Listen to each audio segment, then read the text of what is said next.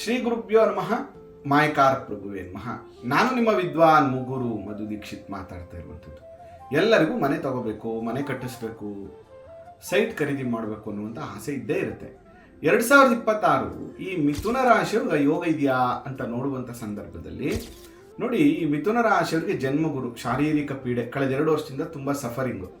10ನೇ ಮನೆಯಲ್ಲಿ ಶನಿ ಸಂಚಾರ, ಉದ್ಯೋಗದ ವಿಚಾರದಲ್ಲಿ ಕೆಲಸ ಮಾಡ್ತಾ ಇಂಥ ಜಾಗದಲ್ಲಿ ಕಿರಿಕಿರಿ.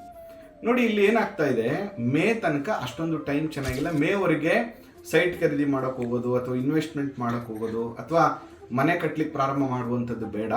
ಮೇ ನಂತರ ಧನಸ್ಥಾನಕ್ಕೆ ಗುರು ಬರ್ತಾನೆ. Is A financial improvement.